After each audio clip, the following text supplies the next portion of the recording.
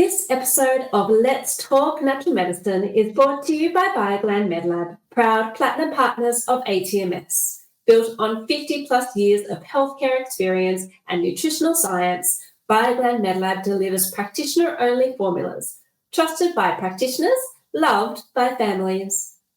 Welcome back to Let's Talk Natural Medicine, brought to you by the Australian Traditional Medicine Society. I'm your host, Natalie Hume, and today we're focusing on preparing for the colder months with a strong immune system. Did you know that supporting a healthy immune system year-round can help reduce your chances of getting sick and supporting a faster recovery? Natural remedies and lifestyle adjustments can be so powerful to help you stay healthy during winter. And joining us today is Renee Grandi, who's a naturopath, nutritionist and neuroscientist with a wealth of knowledge on immune system and natural wellness. Renee, thank you so much for joining us today. Hi, Natalie. Thank you so much for having me. So let's start. We are currently in winter here in Australia. So why don't you walk us through how the immune system works, especially when you're exposed to a virus? And what's the role that natural therapies can play in supporting that immune response? I love this question because the immune system is so intricate, and I feel like we just don't give it enough credit for going up against these super sneaky little viruses. So let's start with how the viruses are going to get in and infiltrate into our body and into our cells. Firstly, they are going to get through the nose, through the mouth. So if you have dry nasal membranes, you're going to be much more predisposed to getting those viruses infiltrating the nasal cavities. And once it's inside, it's going to bind to specific cellular receptors. So our cells have these receptors like a lock and key mechanism. Think of the receptor on the outside of the cell as the lock and the virus as the key. And so the virus is going to try and infiltrate the cell with this lock and key mechanism. There's generally two ways that the virus is going to get into the cell: through your direct infusion, which is generally your viruses that are enveloped, they merge with the cell membrane, the virus injects its genetic material inside. So we see that a lot with the influenza, HIV, herpes. And then you have endocytosis. This is really where the cell is starting to swallow the virus, and it's generally unknowingly engulfing the virus inside the cell. So then the virus gets into this little vesicle, like a little bubble inside the cell, then it escapes and releases its genetic material. And this is really what we see in rhinoviruses and the coronavirus. I think that this is a lot like the Trojan horse situation, where the virus is fusing directly into the cell and tricking your whole cell into swallowing it. From there, it's going to hijack your cell machinery. So once it's inside, the virus releases its genetic code, either RNA or DNA, depending on the virus. And then the virus is going to reprogram your cell's ribosomes to start producing viral proteins. So this is the viral protein, the coding, the enzymes. Your cell is going to start making new copies of the viral genome. And the virus turns your cells into a factory that is going to mass produce new viruses. So this is a lot on the body.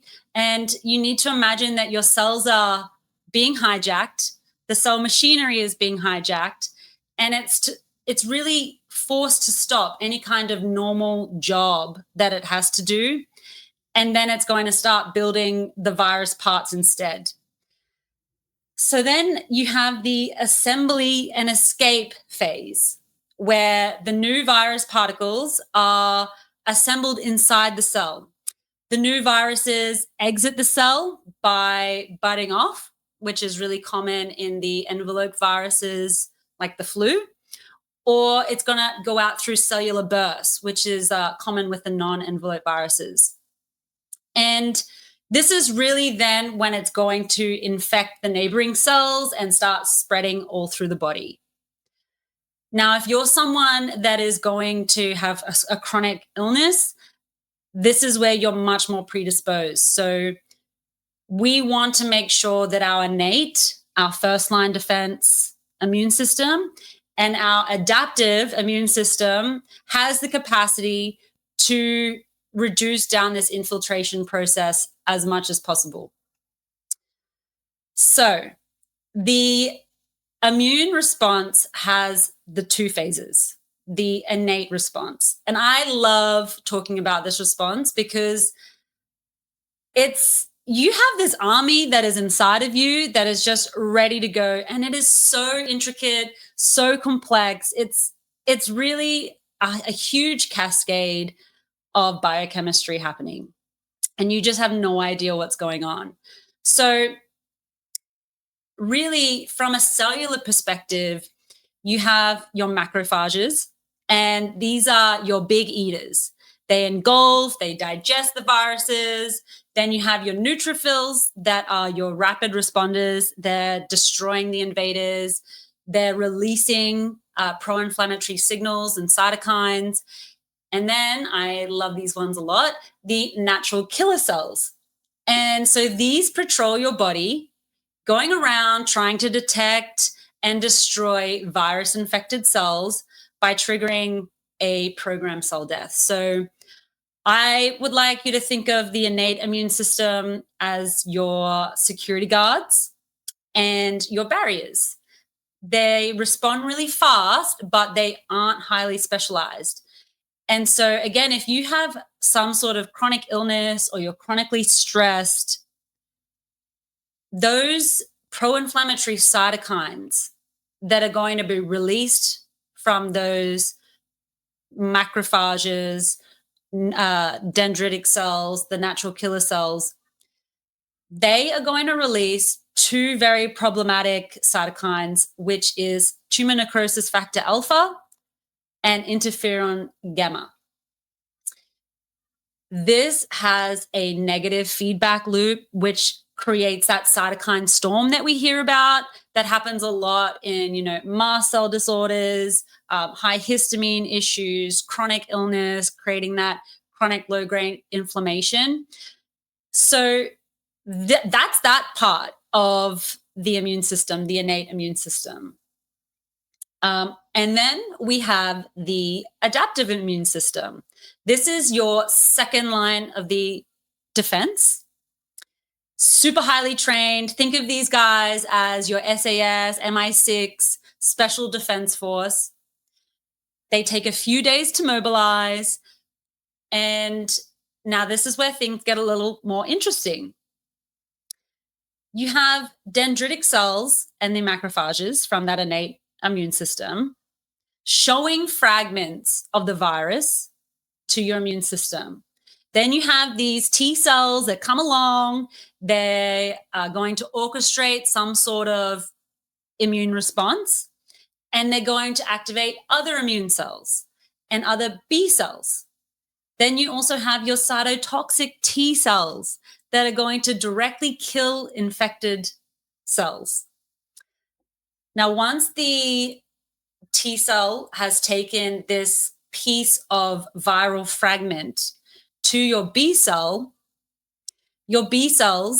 are going to train and recruit more B cells to produce antibodies. Now, these are going to specifically neutralize the virus and mark it for destruction and preventing it from entering your cells. So your adaptive immune system is like your special task force, and it's super interesting to think about. I love these analogies. Your passion for the immune system is just amazing. And this is a great way to understand it. I mean, our bodies are so, I guess, what's the word? Like, they're so intuitive, and they're so like these special forces that we've got. But you did mention a few things, and I think this is where natural medicine is going to really play a big role.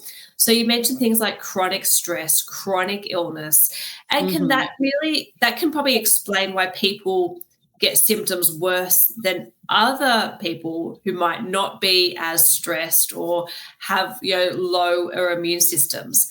So let's, I guess, focus in that natural approach. But what are some really good lifestyle adjustments that we can do to help to improve our immune systems, maybe get us out of this chronic stress, chronic inflammatory response, so we have a stronger, healthy immune system? Okay, so lifestyle things, I definitely think I really like it when you're trying to warm the body. So hot yoga, beautiful. Warm magnesium baths with like your nice herbs, trying to relax, reduce down the cortisol, make sure that you're getting enough blood flow through to the body. You want to keep your thymus warm, you want to keep your head warm, your socks on, make sure that you dress well and cover that thymus a lot from wind and any kind of dampness. So even using like a humidifier at night in the bedroom can be a really nice way to support that. Helps to keep those mucous membranes nice and healthy and not dry them out. I love the infrared sauna. I love the sauna in itself. I think that it's just a beautiful way to get the blood flowing. Of course, definitely sleep, because your body is going to be able to really focus on the immune system in that way. So getting a good restful sleep, making sure you get your 8 hours is super critical. Again, warming the body with exercise, because it's so anti-inflammatory, really helps to support your stress, makes you sleep better at night. We know that it's something that's really good for us, but for our immune system, it is amazing. Even if you can just try and go for a walk is going to be better than not doing anything at all. But I really like, when it comes to the lifestyle side of things, keeping warm. Honestly, it's such a simple thing, but on top of that, I'd say, really try and reduce down a lot of those processed foods, the high sugar, the alcohol. You can actually make your own Vicks with a coconut oil base instead of the other Vicks that you buy that's petroleum jelly based.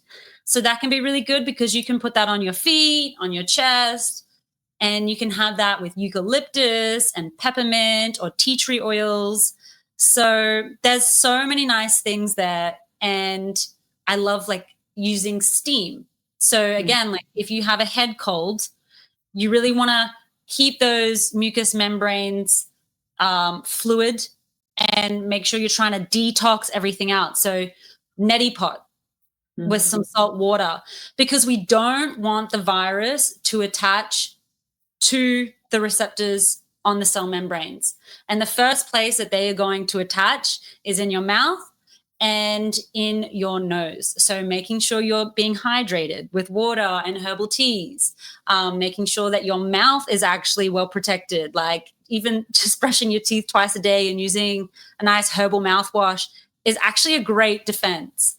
And yeah, I'd say that those things, working on the lymphatic system, the dry brushing, there are so many things that you can do to support your body and immune system through lifestyle. And I want to also bring up this thing when someone gets sick, taking that time to recover. You're saying that your body is going through this big process, right? Inflammation. Yeah.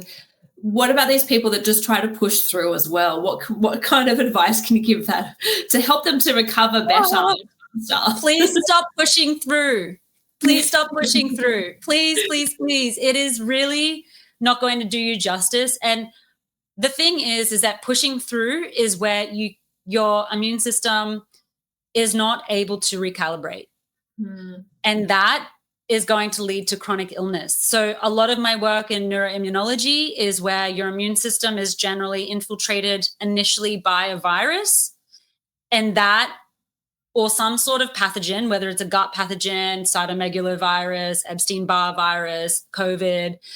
And then by pushing through and not supporting the immune system, especially if you have some kind of comorbid disease or chronic illness or chronic inflammation, that will cause some sort of autoimmune condition, chronic fatigue, fibromyalgia, MS has a huge direct link with Epstein-Barr virus.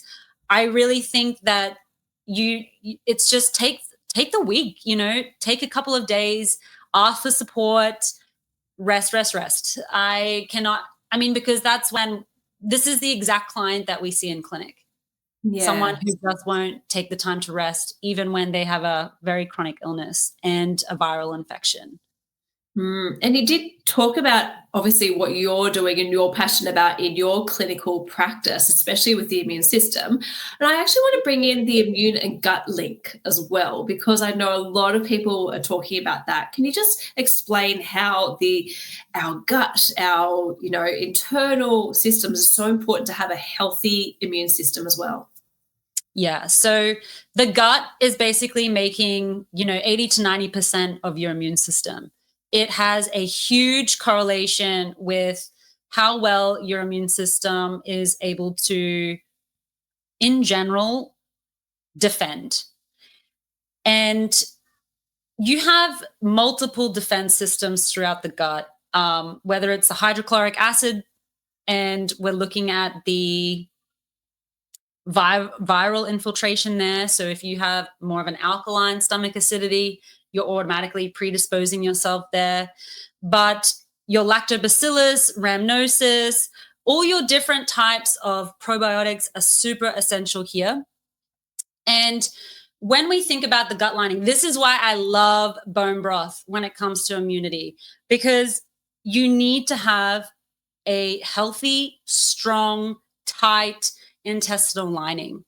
And if you don't have that tight lining, you are going to have a really strained immune system, because things that are in your gut, say any kind of underlying pathogens, or this is where your triggers from food will come from, is through that gut permeability. And it's like the fly screen, right? We don't want anything coming from our intestines getting directly into our blood and then causing issues. And I know that's a lot more to do with like the autoimmune side of things, but from the gut perspective, this is where your microbiome functions. This is how it's going to reflect every single cellular process, how your body works. Your body is 10 times more bacteria than it is its own cells. So, for instance, this is why I love a good quality bone broth. Bone broth with a good organic chicken carcass, use the Szechuan pepper in there, kaffir lime, the ginger, the turmeric, lemongrass. I love adding galangal in there. Your oregano, your thymes, to really support the antiviral, antibacterial aspect.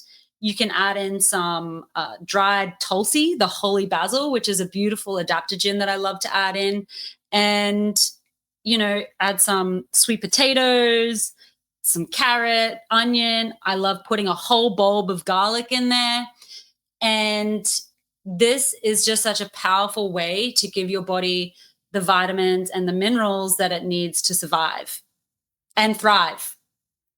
And it's also going to really help to support that gut lining, because your lining needs to feed off the glutamine. So that's really going to strengthen that. It's also rich in the glycine and the proline. So it's super medicinal for the gut health side of things as well. I love that recipe. I'm going to be trying that this winter, definitely. Yes, it's so nice. Yes. You spoke a little bit about nutrients and vitamins, so I do want to go a bit more into that. So what are some great nutrients, vitamins, herbs that can really support a healthy immune system, either preventing or when we do get sick with symptoms of the cold and flu? Yes. So I love, of course, echinacea when it comes to prevention. We know that echinacea, vitamin D is involved in every single cellular process when it comes to your immune system. Also, you really need to have good iron, because if you don't have healthy iron stores, and I'm not just talking about your lab reference ranges that you get from your doctor. I'm talking like you want to have more than a number of 60 with your iron ferritin, because if you don't have iron, you don't have cellular energy. I think it's so important. We know like the generic horseradish, vitamin C, garlic, zinc, vitamin A. These are all going to be super beautiful when it comes to supporting and nourishing the immune system. But on top of that, I think is really where the nutraceuticals come in.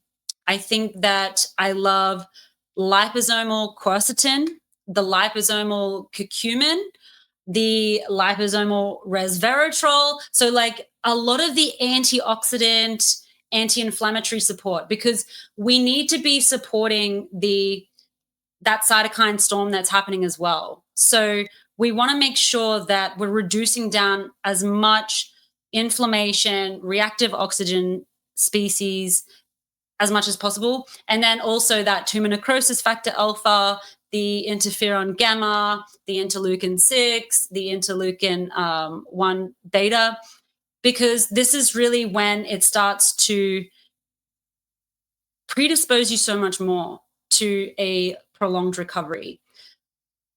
Because if your cell is coming and being infiltrated by a virus, and your cell is now a machine to replicate viral genome sequencing, on top of that, when you have pro-inflammatory cytokine cascades that are abundantly within the cell, that is also going to change how your cellular DNA is replicating as well. So you have a huge down regulation, and I'm like hundreds of genetics here with the cascades happening.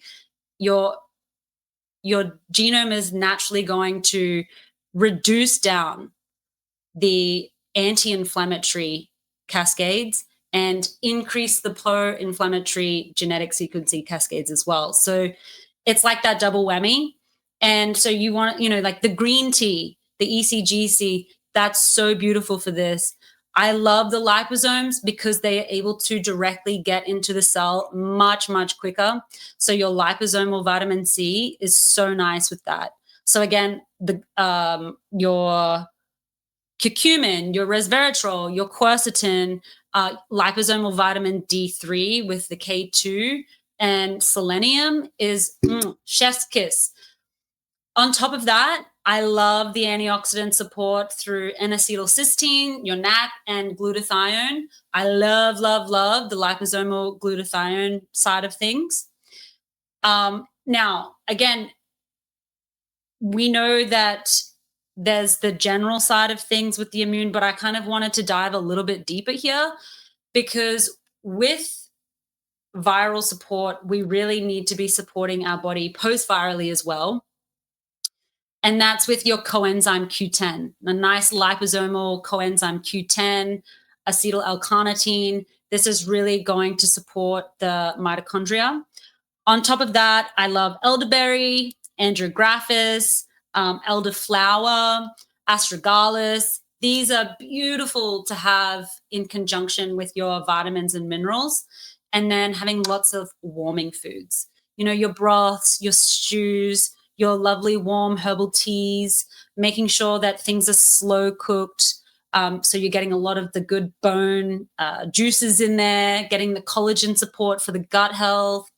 If you're not histamine sensitive, then this is really where your probiotic food comes in.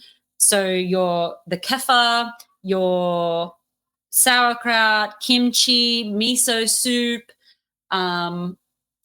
There's so many nice things that you can make that can be ferments, your fermented teas, fermented coconut waters. And this is really going to help support the gut, help support the gut lining, the secretory IgAs, and give your body a really supportive, holistic perspective. And on top of that, you definitely want to be supporting stress. Absolutely. I love that list. And I think it's so important as well to mention, you mentioned things like liposomal. So it's really making sure you're consulting with your natural healthcare practitioner, whether it be a naturopath, nutritionist, and like yourself, Renee, they can really give you that best support and advice. Yes, absolutely. Yeah. Oh, amazing, Renee. This has been such a great deep dive into the immune system and how wonderful our immune system is, but how important natural therapies can be to support our healthy immune system and well-being through winter time. Thank you again for joining us today. It's been a pleasure having you on the show. Thank you so much for having me. And thank you to our listeners for tuning into this episode of Let's Talk Natural Medicine.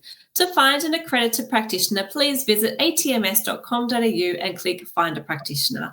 And make sure you sign up to the Friends of Natural Medicine newsletter for more wellness tips, natural remedies, and healthy winter wellness recipes as well. So let's wrap up with some quick wins for winter wellness. Prioritize, say, stews and soups and bone broths. Keep warm with maybe some beautiful baths and make sure you're rugging up, and prioritize healthy sleep and reducing stress. Until next time, take care and stay naturally well. Join us again by following us for more uplifting discussions on natural medicine and holistic well-being. And if today left you inspired, share the love with a 5-star review. It helps others on their wellness journey find us too.